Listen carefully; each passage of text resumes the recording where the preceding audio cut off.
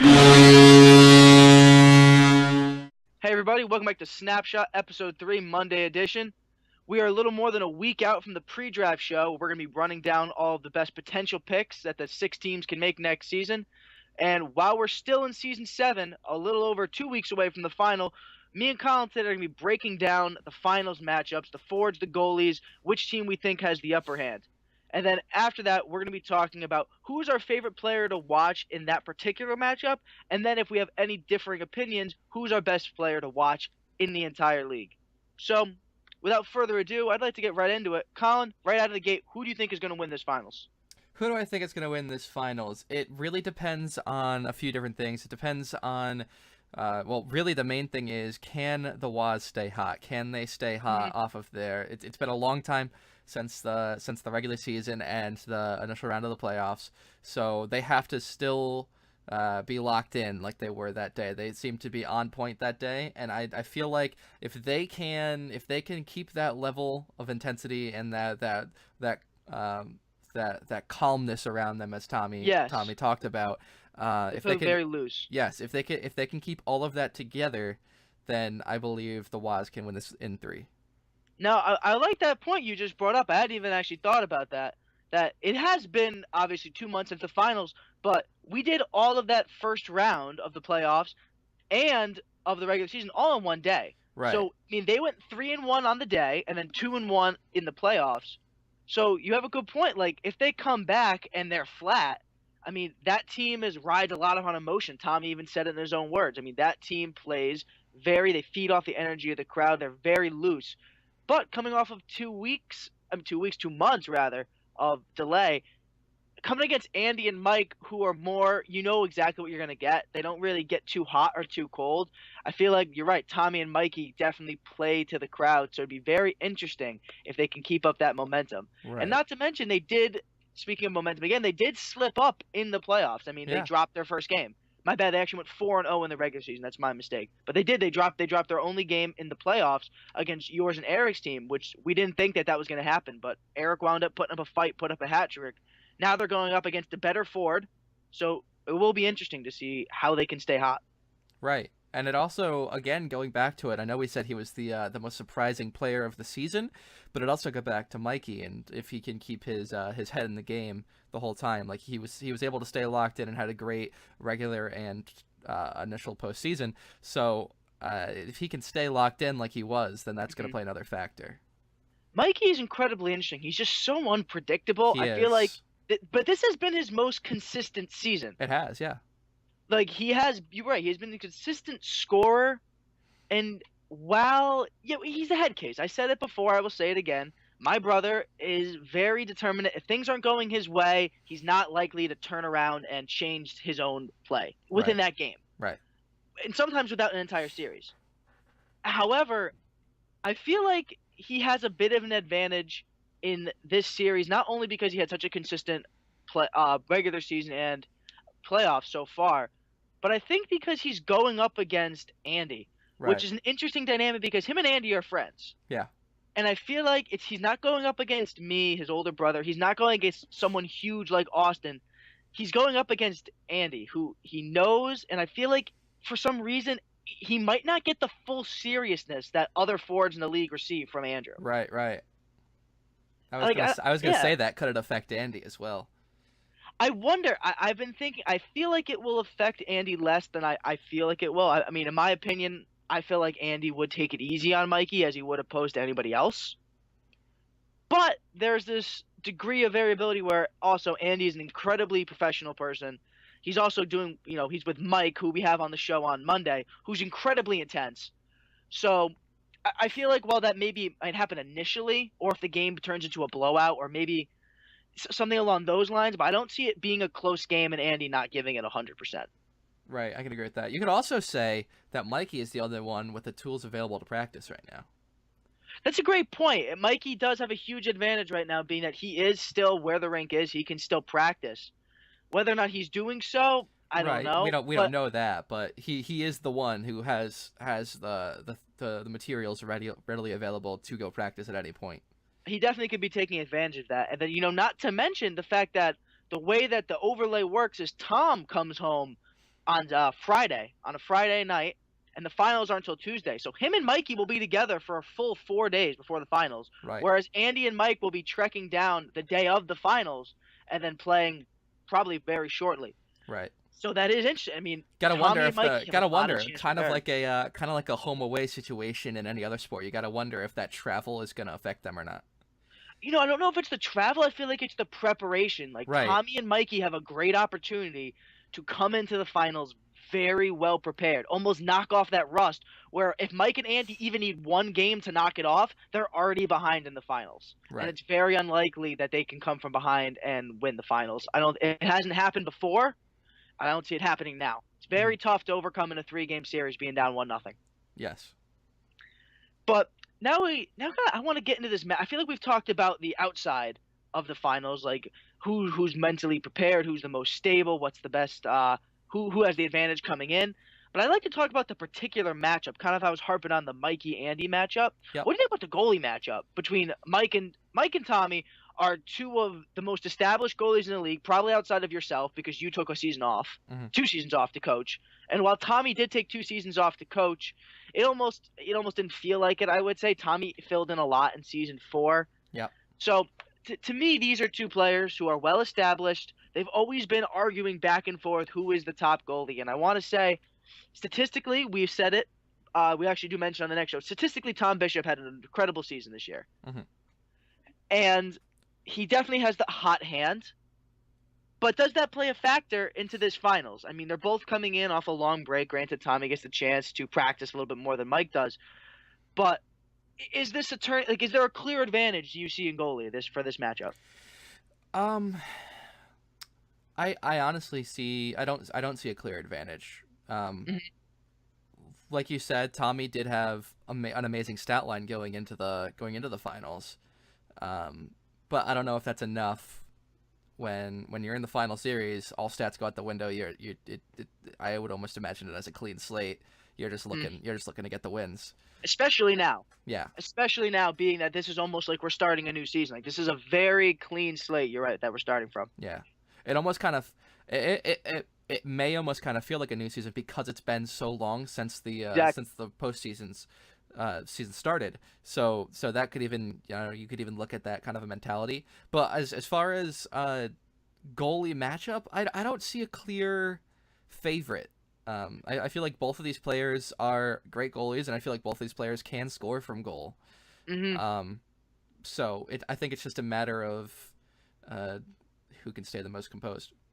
It's interesting that you say that about who can score the best, because I definitely feel like while Mike scored more this season than Tommy from goal, I believe we've always thought of Mike as the scoring goalie, Right. but on the bigger nets, I feel like Tommy can even the playing field. I feel like there's no question that Tommy is the better goalie in net, like in terms of saving and Yeah. save percentage. Right.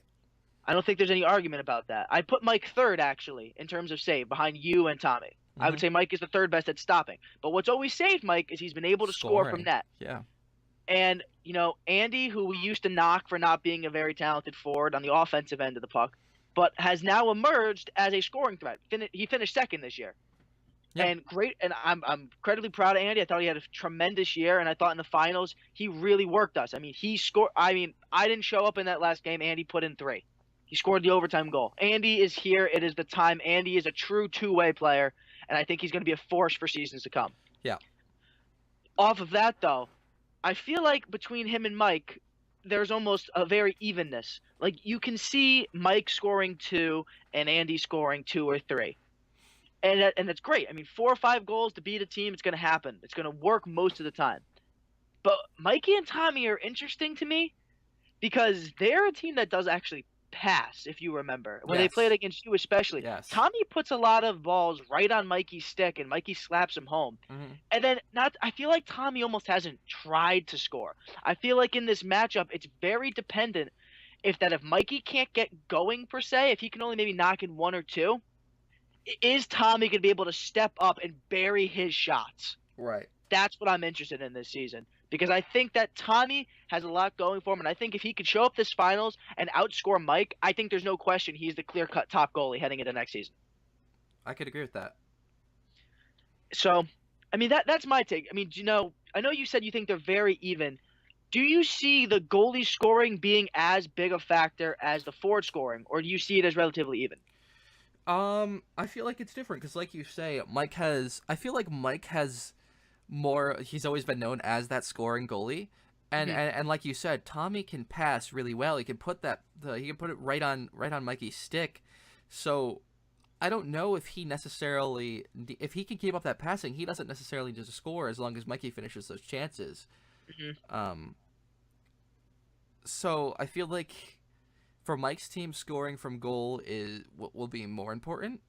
Yes. But I feel like from Tommy's perspective, if he can keep those passes going and Mikey can bury those chances, then I feel like he could worry more about the defensive side of goal. But Right. I, Actually, I still stop. think he can provide some goal support as well. Some offense. It's interesting you say that because I think we actually have contradicting opinions. Because the way that I'm hearing this, and correct me if I'm wrong, is that you think Andy and Mike's team depends more on Mike scoring in order for their success.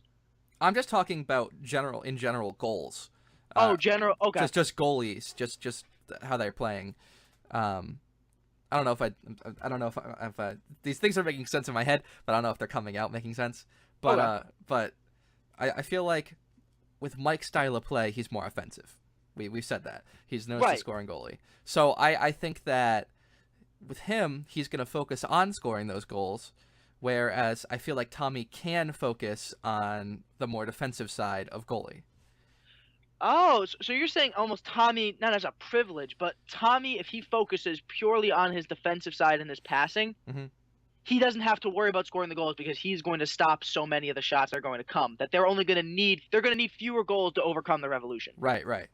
Well, I don't know about fewer goals. I still think he should provide some goal support if he can. Hmm. But I feel like if he's working on those passes and Mikey can finish those chances that Tommy creates, then I feel like that's a recipe for success right there. Yeah, no, you definitely have a great point with that because Mikey has been the third leading goal scorer this year, and quite a few have come off assists, Right. which we usually don't see. So, And we've seen yeah, how Mikey and Tommy can pass and run down the clock and yes, cause a bit of frustration. We saw that in my series where yes, yes, Eric yes, was very absolutely. frustrated. And so I wonder how much that could play a factor with Andy and Mike. I wonder if the Waz go up and they decide to run clock, then are they going to get frustrated and commit stupid mistakes, or are they That going is to? a very hot-headed. I mean, Andy more love. I mean, look at what happened in our series. Mike Yeah, almost blew that because of some shit talking, right, basically. right. So, I mean, listen, I'll give it to Tommy and Mikey. Those two can talk some trash. They are Hmm. definitely, and I don't mean this in a negative. Yeah, I kind of do actually. Fuck them. They are a very annoying team, Yes. but they Very are annoying beloved. people, very annoying in person, and very annoying on the ice. But they're beloved this season, They are which I beloved. know we talked about with Tommy. I mean, they are gonna have the fan support. Mike and Andy, no matter which way you slice it, are gonna be the villains. Yes. So I wonder if they will. I think they need to embrace that Yeah. if they have any chance of winning. Because for me, I give the Waz a favorite right now because I like the way they play. I love the way Tommy's been playing in net. I think Mikey, even though he finished behind Andy in the scoring this year, I think Mikey has a really good chance to put goals away on Mike. I think that's big. I mean, playing Mikey's been against you is a no. different animal. Yeah. Playing against you is a different animal. You're not Mike. You're not going to score a lot. You leave little gaps open. You really Mhm. need to capitalize. And he's And able to Mikey's net, capitalize on those spots, so I feel like that's even a more of an advantage to be yeah, able to capitalize right. Because on Mike those leaves small so much more spots net that open. Yeah, exactly. Yeah, you're right. Mike leaves so much more open by Hmm. nature of A being smaller than B, he's out of position more because he's putting himself in positions to score. Right. So I mean, Mikey is going to have a higher margin for error, if you will, which Hmm. means that I mean, if he puts a shot top right and it's a little below, maybe It it can still still have a go in chance as going opposed to on in. you. Yeah. And then B, I think he also has the ability to be frustrated. I mean, if he can knock to be frustrating, and let me explain this point a little further, which is that Mikey is a good scorer, and Mike gets very frustrated easily. You can see Right. that in footage. You can see that within his personality. Yes. If Mikey is to put up one or two quickly, I'm not saying Mike is down and out, but I'm saying if Mikey gets his confidence rolling, he starts shit talking a little bit, Tommy starts to shit talk. Now Mike is going to feel a greater pressure to score. He's going to be left further out of position, and Mikey and Tommy can capitalize further and really drag out this series and beat it.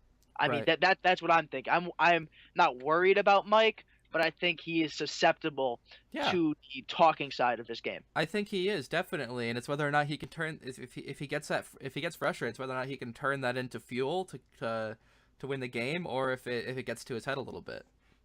I feel like Yeah, we've seen both sides of that. you're right. We've seen Mike be calm, cool, and collected, but we've also seen him lose it. And I think it varies on his teammate. And I think Andy in this particular dynamic is the calm, cool, collected one, and Mike is more Yeah. of the hothead. Yeah. I think that's just the way this dynamic works. Yeah, I think so. I have to say, I am incredibly excited for this finals, though. I am This too. is gonna. The more I talk about it, the more it's like an onion. You peel more layers and layers back. There's a lot working behind the scenes in this finals, Yeah, there is. and it's a great matchup, don't you think? I think so. I really do think this is a very good matchup, very competitive series. I'm incredibly excited to watch. Obviously, I'm frustrated to not be there myself, Of course. as I'm sure you are too. Yeah. But as a fan now, I'm looking at it. I'm like, I mean, there are so many different angles that you can look at this through. I mean, you have Mike and Andy, who are your traditional, and even though Tommy and Mikey have been around the same length of time, they feel as if they're like rookies almost. You know what I mean? I feel that more. I see what you're getting at, and I feel that more with Mikey than I do Tommy. But Mikey has definitely rebirthed himself as a player. yeah. I have to say, he's undergone such transformation, especially not only his position change, but just in the way he approaches the game. Right. I also feel like, I mean, the experience. I guess from an experience level. I mean, Mike's been in. We've had 7 seasons. Mike's been in 5 finals. Correct. So 4 in a row. yes. So there's only one finals that he hasn't been in because there was one season that never had a finals. No, and also one season he was with one of the worst players ever. Right. So there's Brad. yeah. So I mean, through all the finals that we've held, he's missed one. So as far as experience, I'd give it to Bammer in the finals. But he's Then also on the riding other a side. two-game. He's not Bammer anymore. Remember, it's Or Revolution. yeah, I'm sorry, But he wasn't Revolution. Bammer. Did I just But say he is Bammer? riding Wow. a 2-loss. Yeah, but he is riding a 2-loss. Right. He is. He's gone back-to-back losses, if I'm not mistaken. Wait, no, I'm incorrect. No, back-to-back. Season 5 and season 6 against Tommy and against me. Right. Okay. Yeah. But So do you still give him the edge? I mean, yes, he's going to be hungrier now the third, but he's tasted defeat twice. It's been clear that the past 2 seasons he hasn't been able to get it done. Granted, Andy is a much better teammate than Sal. yeah, Even though Sal played outstanding at goalie this past postseason. he did, but that's this season, not last or the season Correct. beforehand. So you have to wonder if the teammate's going to play a factor. I think it will. I think I think has it will to. too, because I think Andy's like you hungry as hell said, too. I think like you yes, because the season before made it to the semifinals with me, right? And then did we lose to Mike's team or did we lose to your team? You lost to Mike's team, if Right. I'm not mistaken. Right. I think Okay. Mike has played because Mike was excited he got to avoid you this year. Right. Okay. Yeah. So I feel like they're both really hungry, and I feel like they have experience on that team in the playoffs, in the finals. And I feel like on the other side, Tommy's got 2 championships as well. No, only one. He's got 1 championship. So But he is my 1-0. stats are all Never off. lost. You've got the stats on your side. I'm just staring at your pretty I just face. got this shit so memorized at I know. this point. But I feel like both sides have a certain level of experience. I feel like Bammer, or not Bammer. Why do I keep saying Bammer? I feel like because it's Mike and Andy. It's so it is. normal to think of them as Bammer. I feel it like really is. I feel like the Revs have more experience collectively in the playoffs. Yes. Um, Andy with coaching, and So then I feel Andy like- also. Yeah, Andy also. so I feel like that could be why it feels like Mikey and Tommy are essentially rookies, you know, because they They've just been don't in have so that much. same finals experience or that playoff experience that the Revs have.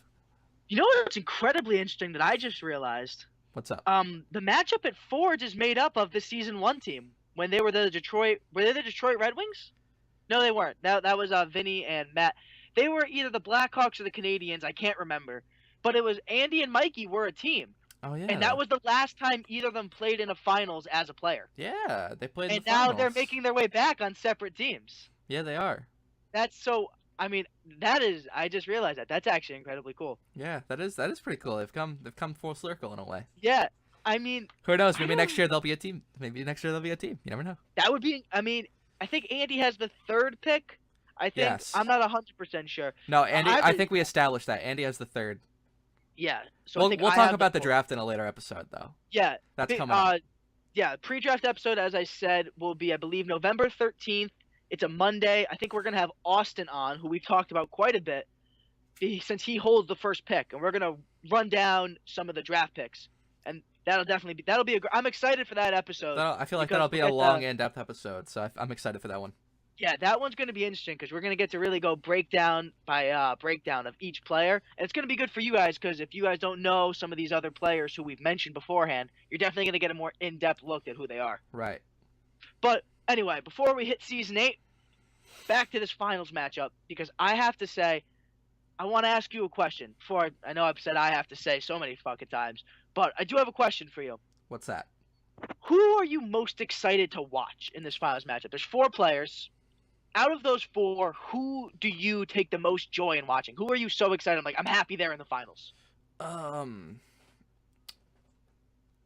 gotta say, I love watching Tommy.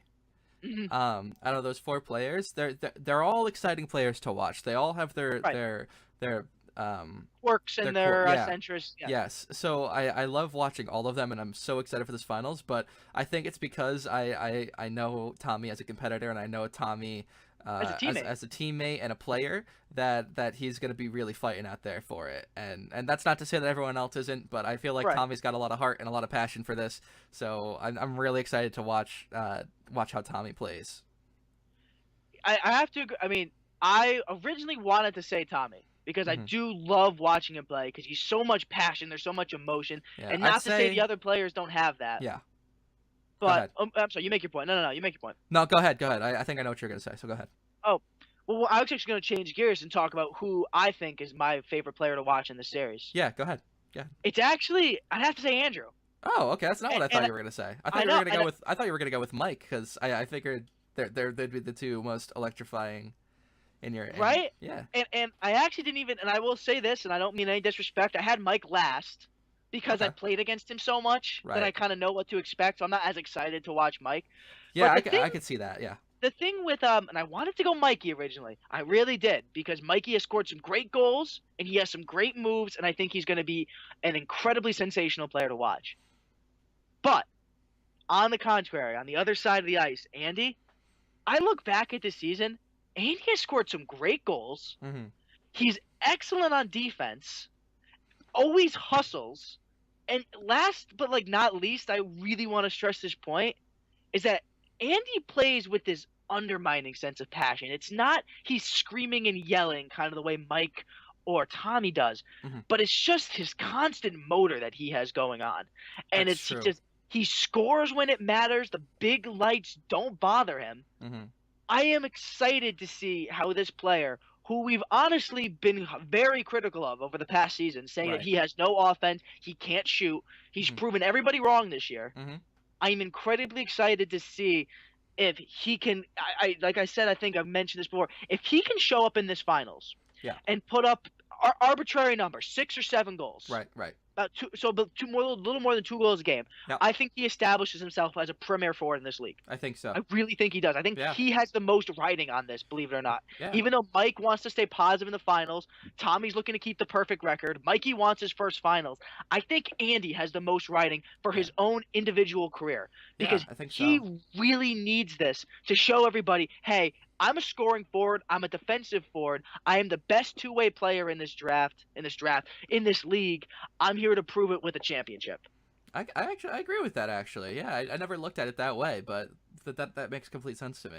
Yeah, the more I was thinking about it, I just thought, God, I'm excited to see Andy play. And I typically don't like to watch Andy play, but for this matchup in particular, I am so excited to watch him. Right.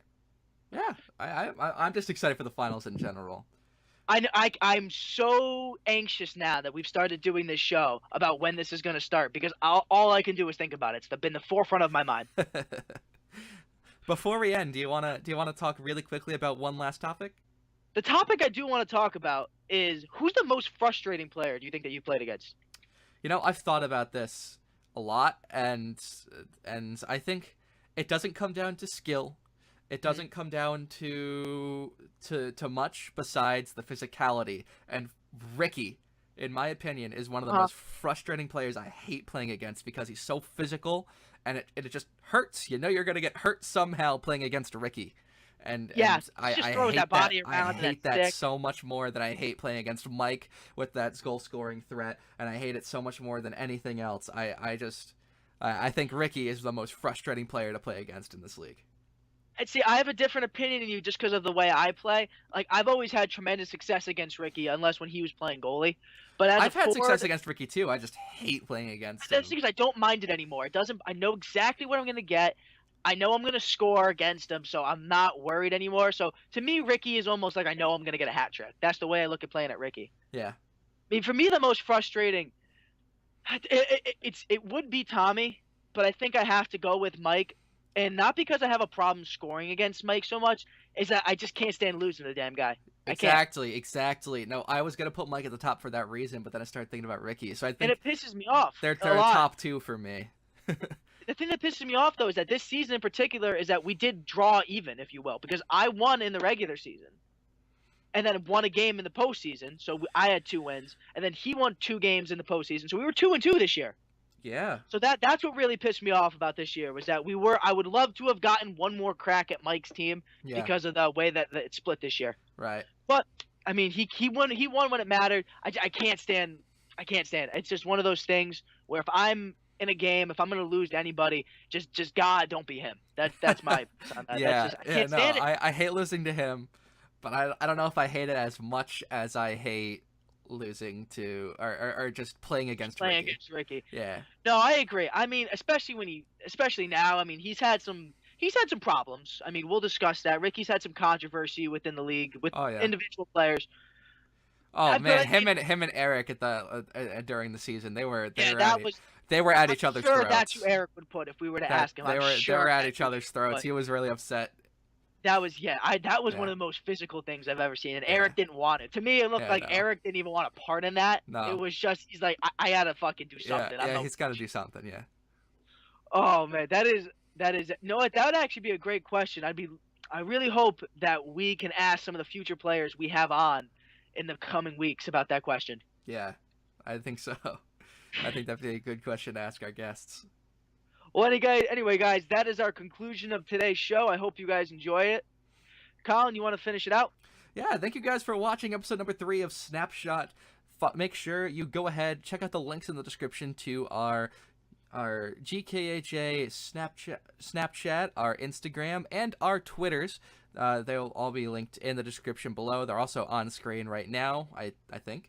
Nope, other way. You were right the first time. This one? Yeah, okay, that perfect. way. There you go.